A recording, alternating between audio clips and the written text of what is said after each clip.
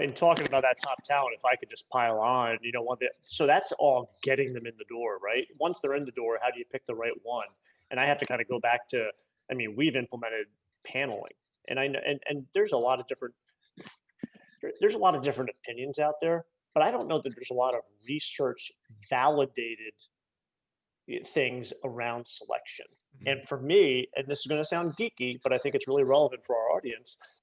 The employment interview validity by Schmid and Zimmerman back in like 2004 is the only study I'm aware of. And I'm not a big study guy, but it basically came down to this: most executives do average or poorly in selecting management above.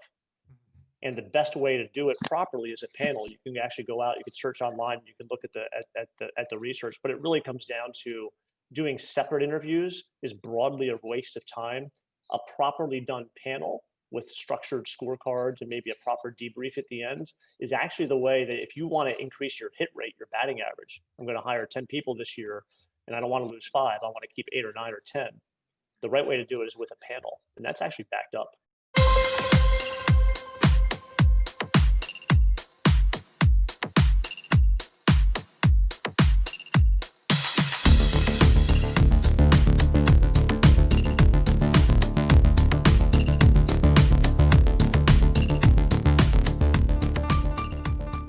I'm Stephen McCarty. I'm the Chief People Officer for Apex Service Partners. We are an organization that acquires, and in the future I'll say partners with, but acquires companies in the trades, in plumbing, electrical, and HVAC, a often overlooked part of American industry. That's exciting. Steven, thanks so much for finding time to join us on the IV podcast today. Want to dig a little bit deeper into kind of the strategies for the acquisitions and how you guys select the companies and so forth. But before we get into that, tell us a little bit more about yourself, about your background, where you come from, career path, and where you headed next. Sure, sure. So I had a few jobs and then did most of my career with a big rent-a-car company, Enterprise, which started really small at the time. We were kind of pulling trailers on dirt lots and knocking on doors for business, and learned to kind of run and grow a business. And then as the company grew over time, got into human resources and started an HR department, went to the corporate office and helped other people start HR departments, wrote a lot of the policies and trainings and procedures that the organization has today. And most recently, before this current role, was their head of talent development for the company. And at that point, it was multi businesses, multi brands, multi country. And most recently was consulting before starting with Apex. So got back to my roots working with small and mid-sized companies, and that's how I got connected into Apex Service Partners. It's fun helping small businesses be better versions of themselves again. Well, that's exciting, and congrats on all the successes through the career. Real quick, right now you are Chief People Officer. There's some misconceptions about the role. Tell us a little bit more about, just the role in general. What falls under your purview? What are some of the things maybe that people don't know about this particular role? What are the major highlights? I kind of almost wonder if the chief people officer title is kind of titled wrong. I kind of think of my chief executive officer Uh-huh. as the chief people officer, and Right. hopefully I'm doing a good job for the people underneath him. But people is kind of the evolution of personnel slash HR. And I mean, you think about HR, human resources. Oh, my humans are resources, like other assets in the business. It's fairly blandly put. The people function is meant to be more talent focused, more culturally focused, and that's what I'm responsible for. On one side you have classic HR operations. Our people deserve fantastic benefits, fantastic internal employee services, the same way we would have external customer service. But at the same time, the real differentiator is not trucks or trades or even finance or capital, it's people, right? So having the title and the department aligned towards where the true differentiator is people. So really all things employee focused is something that we hopefully support and lead. Well, that makes sense. And, that's exciting. And I can relate to, what you're talking about. You know, I talked to a lot of executives, and one of the kind of prevalent themes is, digital transformation, a lot of transformation initiatives. But what it boils down to at the end of the day, it starts with people transformation. That you cannot, be successful transforming your systems, your technology, if, the people are not bought in. So I think that makes sense from a standpoint of what you're talking about in terms of the overall role as a chief people officer. Um, as I interview a lot of entrepreneurs and also executives as well, and one of the things that will really excite me is to talk about different ideas or trends that, from your perspective, will be prevalent these days. What are you most passionate about, whether that's in your industry specific or it's something in general that you currently observe or looking to invest in? Share with us any ideas that really excite you that you think will be the next big thing. Yeah, sure. So I almost, if I'm allowed to go a bit backwards on you, I almost kind of want to comment on what you were commenting on and the title and the function. Yeah. I just think of it. Just go back 100 years. Your cars or no cars, computers or no computers, internet or no internet. It just what was the common thread between companies that did well and didn't do well? Because the industries changed. Industries rose and died. In our lifetimes, it's been happening. The differentiation of people and people leadership has been significant. I think that's the evolution of our function. So it just came to mind as you were speaking before, and then sorry to go backwards on you, but to your Yeah. current question, about the trends in the industry. Oh man, I think I don't want to be so bold as to think that we can do this perfectly, but we really do want to bring respects back to our trades. Like if you think 20 or 30 years ago, to take a longer time horizon, white collar work and blue collar work were more equally respected. Like many of us had fathers. Like my grandfather drove a milk truck. I mean, and these were jobs where hard working men and women literally built America. And then you see high schools kind of starting to take out some of the trades training or the VOTech or stuff like that. If you fast forward to today, there's almost people almost overlook, from a consumer perspective and from a business perspective, these wonderful, beautiful, skilled trades that really are the foundation of our country. And from a business point of view, wow, what multi-billion-dollar nationwide industry has tens of thousands of small companies in it? Mhm. With maybe only a handful of nationwide players or companies becoming nationwide like us. Um, it's an amazing business opportunity where somebody's skills like yours or mine can hopefully make the industry maybe a bit better because they haven't had the benefit of larger scale companies or more developed professions like ours. Mhm. So I think the trend in the industry is now starting to say, wow, maybe we have overlooked this. I think, just some PE firms have noticed it. I think, the media is starting to notice it. I think that you're starting to see more press out there about, okay, how many white collar, college graduates, if you will, are in jobs that don't require quote unquote college degrees? According to my research, it's about 17 million. Wow. You see research out there about the cost of a degree and what's the return of that. And then you see bias, frankly, stereotyping in a society that shouldn't stereotype anybody. We stereotype work in addition to people, and I candidly think that's wrong. The blue collar trade should be not even more respected, but they should be acknowledged as the fantastic careers that they are. Mhm. And I think those trends, thinking about small business, thinking about what really built America, thinking about what will be here 20 years from now. Our skilled trades will be. I don't know that certain jobs will be. I think there's a lot there to think of with our industry that both respects the past and evolves towards the future. Oh, absolutely, and that makes sense. From a standpoint of just overall trend, where we're going from education standpoint, from professional setting. It's I can definitely relate, especially with us coming out of quote unquote from the pandemic. I think it's definitely shines a lot more light on that particular aspect of that. So that's pretty cool. So for you, as a chief people officer and also being an exec in this space for quite some time, I'm pretty sure that innovation is at the forefront, is one of the key strategies just overall as organizational success. And I spent a lot of time talking about this particular topic on a lot of the podcasts that we host. And one of the kind of, as far as strategies or initiatives that really help you as an executive to build and foster that culture of innovation, I know it's an extremely loaded question, but from a standpoint of something that stands out, something that you have seen work day to day, as far as building that type of culture within the organization, share with us any insights from that standpoint. I think some of it's new and fun. I think some of it's just classic, right? I think getting into the classic space, I've seen a number of projects, even within our own organizations and the partners and companies that we buy and support.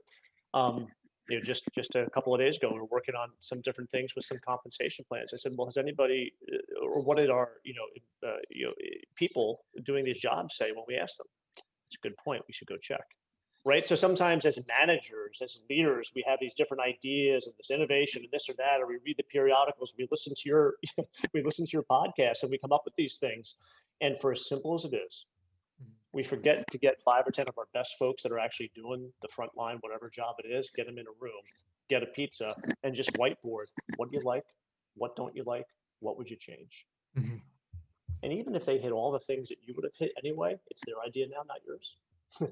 And I guarantee you, just about every conversation, our men and women will identify things that we have missed in leadership. Ask is my first thing. I think the second one is organizational design. I mean, our CEO, myself, our CFO, we want to be very intentional in setting this company up in a very decentralized way. I mean, we partner with fantastic companies. In some cases, they've been around for decades. They know far more than we ever will about many, many things. And for us to be able to kind of, I don't know, be like the NFL, have a set of rules, have a set of parameters, every so often maybe wear the black and white stripes and, kind of call something if it kind of went out of foul or whatever. But for the most part, within certain guidelines, let our partners play the fantastic game and come up with their ideas and their innovations locally. And then if we're smart and if we're listening and asking, we can go ahead and identify those quicker and share them more quickly. It's kind of like a states' rights versus federal rights. Do you want everything coming out of one government, or is it kind of interesting to see how 50 different states approach their economies? I Yeah, would argue for the latter. absolutely. I think Right. the asking and then the organizational design and the last thing would just be there are, especially in the people HR space, a lot of very interesting things like that's happened in the consumer space, Mhm. predictably with data. And we need to get much better in our profession of partnering with our CIOs and partnering with our CFOs and being fact-based and metric-driven. We generally don't do that well with people in HR, and we need to do that better. Right, absolutely. It's, definitely being that, not almost a service provider, but more of a strategic partner, especially when it comes to, business decisions or people decisions or whatever the particular initiative that's in place. I think HR talent acquisition becomes, a critical aspect of that. So that's exciting to hear about what you're talking about. And for you guys, seems, correct me if I'm wrong, the growth strategy primarily is through acquisition, right? You guys acquire a Yep. lot of the different companies. Tell us a little bit about about that process. What does that look like? How do you guys identify the prospect, as to the extent that you can? And more importantly, what I'm curious about is when you go through that acquisition and making that particular company part of the overarching organization, as far as preserving that culture, preserving that, the overall mentality, what are the strategies that really help you there? So to the first question, it's great questions, by the way. So to the first question, yeah, how do I identify them? I mean, I think most companies do that consistently well. I mean, you have some men and women, and you ask them to find people in your space, and you have certain parameters, and we've identified those parameters of folks that we want to work with slash partner with slash buy. I think what's interesting now is, just recently, we have several businesses that we support and partner with in Texas. Based on those, based on their experiences with us, they are actively referring other people to us. So, HR folks will talk about, employee referrals, or, marketers will talk about consumer referrals. We see it on the business side too. We see people saying they've respected my brand, they've respected my leadership, they respect what I've done well, but then they have these additional things that I didn't have.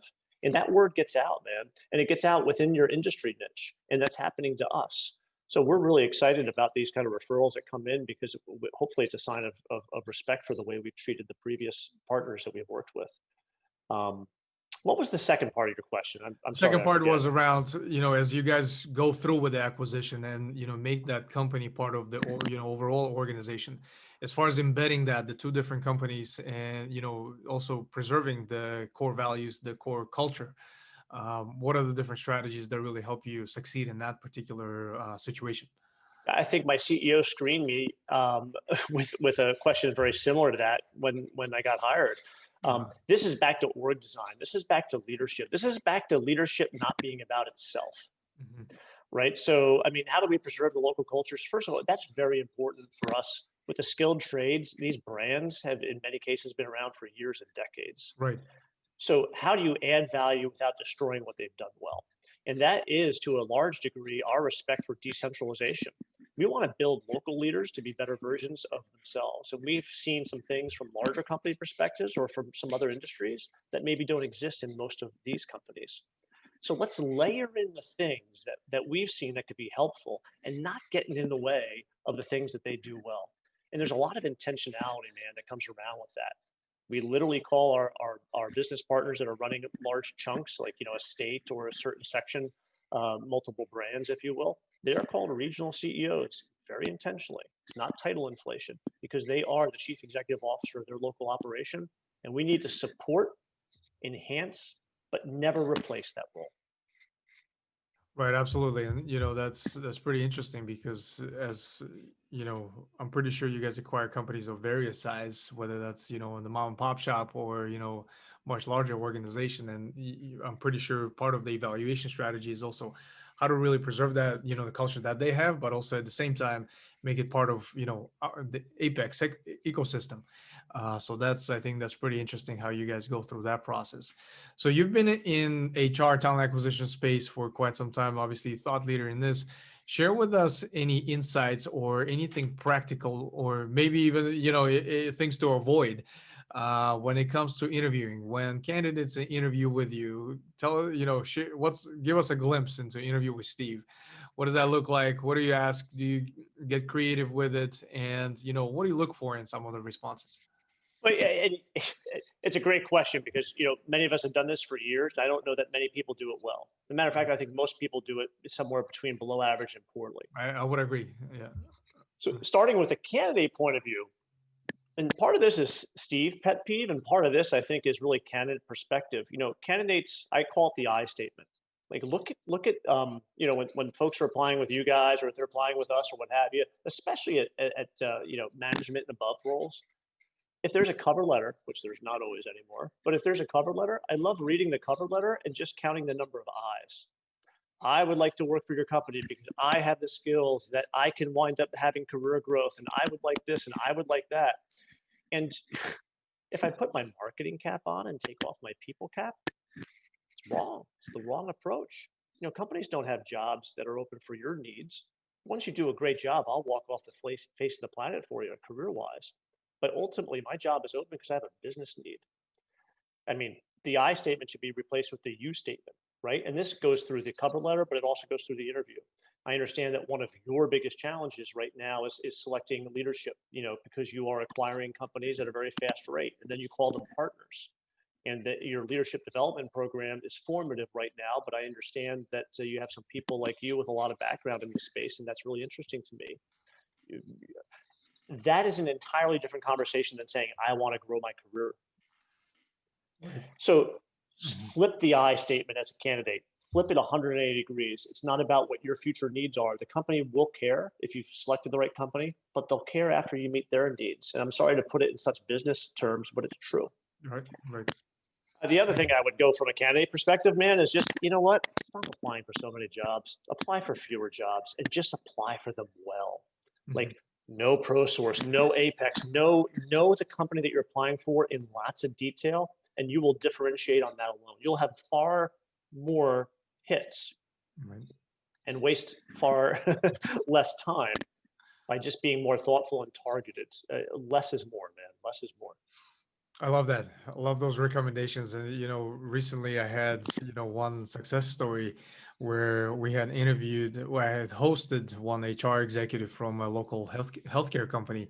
And, she calls me a couple of days ago and she says, hey, actually just wanted to share this story with you that one of the candidates who was, interviewing with us at their company for, an executive role, apparently had listened to the episode that we did with her, and where she talked a lot about leadership style, the type of culture they have within the organization. And actually that candidate took the time to really kind of research, investigate, and do a lot of the homework from that standpoint. And it boils down to also some of the reasons why a lot of the executives participate in forums like this, like the podcasts, and being open about their leadership style and the type of culture they have within the organization. Because I think to me, that's the most effective way to relay that versus, just having somebody read an about us section of, of the company on the website. So I thought that was pretty cool.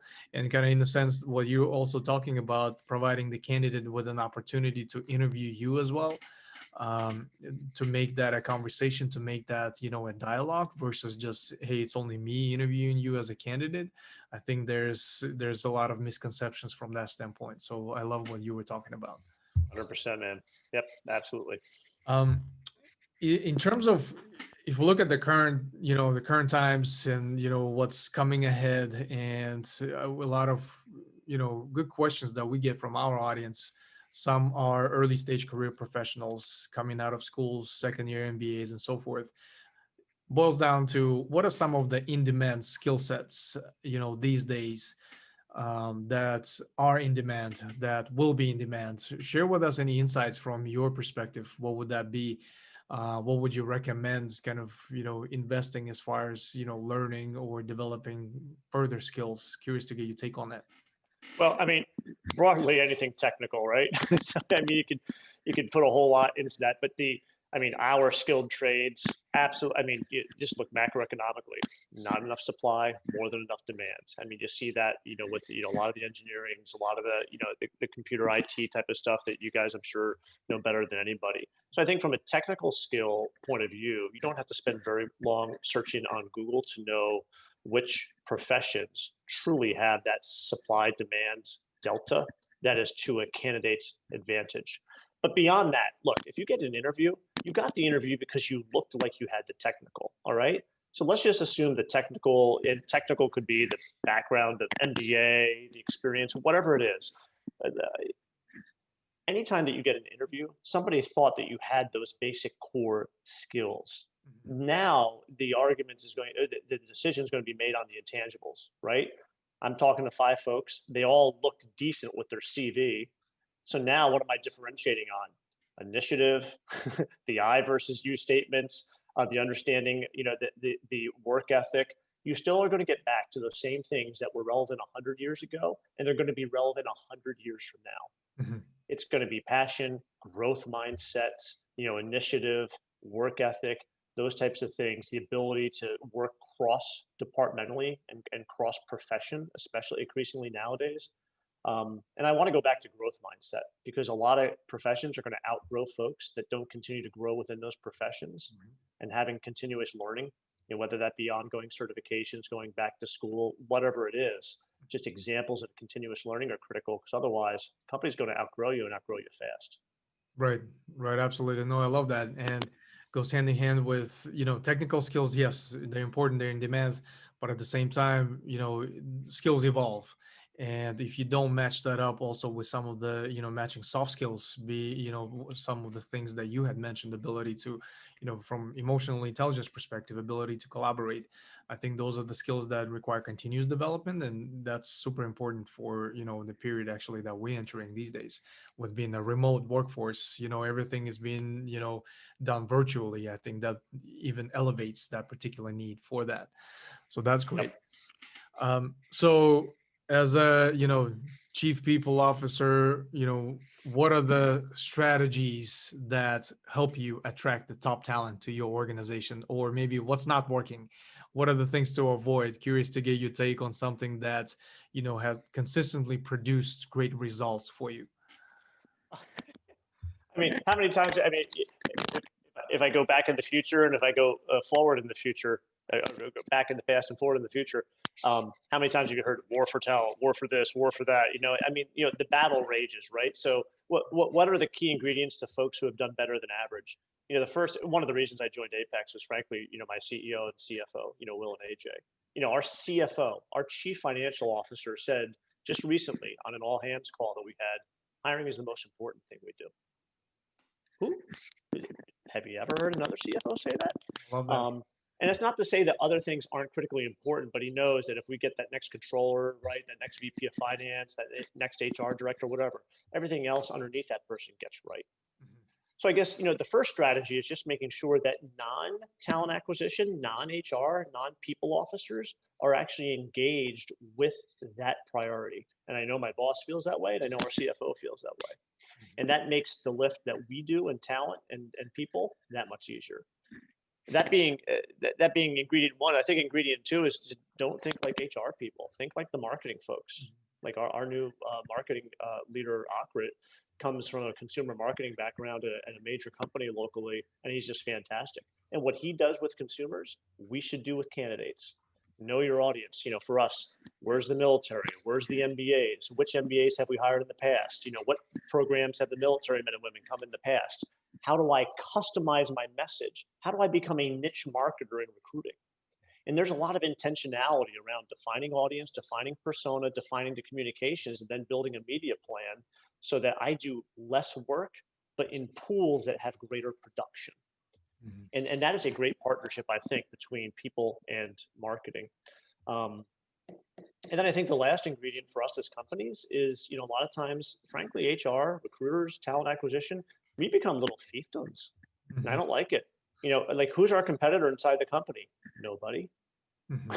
And that could be said for all staff departments, really. And I'll kind of put that thought aside and just come back to the people function, and specifically the talent acquisition function.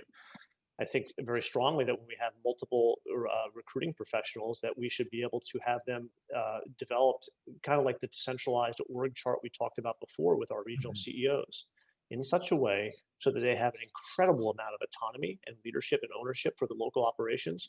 But it also allows you to rank everything. It also allows you to see, who's better at certain things. It allows for that best practice sharing, and frankly, for a lot more accountability. You got to be very careful about having a fiefdom internally. So I think the org design, the marketing partnership, I think those are some of the key things. And the senior leadership engagement. If you don't have that, the rest of it's harder. Right, absolutely. No, I love those examples from a sense that it should not be only a siloed function within the organization. As we tend to think of just HR or talent acquisition being responsible for that to attract the top talent. I think it's the mindset, not only at the executive level, at every level within the organization, to be kind of that on that constant hunt for A players, for winners, for the people that will elevate you, will make you better. I think it sounds very simple, but oftentimes overlooked strategy when it comes to surrounding yourself with top talent or attracting the top talent to your organization. In talking about that top talent, if I could just pile on, so that's all getting them in the door, right? Once they're in the door, how do you pick the right one? And I have to kind of go back to, we've implemented paneling, and there's a lot of different opinions out there, but I don't know that there's a lot of research validated things around selection. And for me, and this is going to sound geeky, but I think it's really relevant for our audience, the employment interview validity by Schmid and Zimmerman back in like 2004 is the only study I'm aware of. And I'm not a big study guy, but it basically came down to this. Most executives do average or poorly in selecting management above. And the best way to do it properly is a panel. You can actually go out, you can search online, you can look at the research, but it really comes down to doing separate interviews is broadly a waste of time. A properly done panel with structured scorecards and maybe a proper debrief at the end is actually the way that if you want to increase your hit rate, your batting average, I'm going to hire 10 people this year and I don't want to lose 5, I want to keep 8 or 9 or 10. The right way to do it is with a panel, and that's actually backed up. So I push everybody towards the panels when possible, panels done correctly. Absolutely. And, there's I may butcher it, but there's this famous statistic quote that goes within the lines of, we spend 3% of our time recruiting, interviewing, and hiring, and then the other 97% we spent actually fixing our hiring mistakes. So kind of that goes hand in hand with what you're talking about in terms of really hiring is one thing, but also really make sure that whole retention aspect and the internal growth really becomes the highlight, the focus center. Yeah, we'll never get it right, but our goal is to get it wrong a lot less often. Right, absolutely. Simple as that. That's great. Steve, in terms of your personal development, your personal learning, what are your sources of information? What are your sources for learning? What do you read? What do you follow? whether that's a blog that you subscribe to or, Twitter handle, whatever the case may be. Share that with us. I think we have invested in, some kind of executive coaching for our higher level folks, within the organization. So we get some good stuff out of there. Currently, I'm reading The Character's Edge, which talks about the character component of leadership. And, we tend to look at it from a competency point of view. Can I do strategic? What's my financial acumen, whatever it is. And I think we forget about the internal character. It's written by the guy who ran West Point for a little while. So it's a very interesting read that kind of takes the thought in a different direction. I frankly enjoy talking with non-HR folks, like we're working on our analytics across section team with our analytics partners to just frankly learn more about spaces I don't know about. And there's a couple of thoughts there. That's awesome. Is there a particular book that you always recommend to others? For HR people, I think there's two. Mm-hmm. CIO, getting back to the whole, you learn more from people outside your profession. A CIO several years ago referred me to How to Measure Anything by Douglas Hubbard. And frankly, HR people will often say, you can't measure this, you can't measure that, or this isn't relevant, or that's not relevant. Well, guess what? The book refutes all that and actually gives you a lot of tools. And then the other one I love, and I've talked about this for a number of years, The More Beautiful Question. You don't even have to read the whole book. I hope the author doesn't hear me saying that, but you can kind of get the gist of it from the first few chapters. And it really is all about framing the question correctly, drives you to a better solution. How to ask better questions for us is so key. As candidates or in leadership, we're all points in between. Focus more on the questions, not the answers. So those are two that I find that have worked well across our profession and all professions. I love it. Thanks for those recommendations, and we'll make those notes available in the comment section of our episode. Steve, Ken, thank you enough for your time today. Lots of great insights, very short but very effective conversation. Personally learned quite a bit. Definitely going to stay in touch with you. Perhaps we can do another episode, in the near future and see how much I've changed, how much it transpired. So really appreciate it. Appreciate you bringing your thought leadership to the call too, and for the great questions. And I enjoyed it. Thank you very much.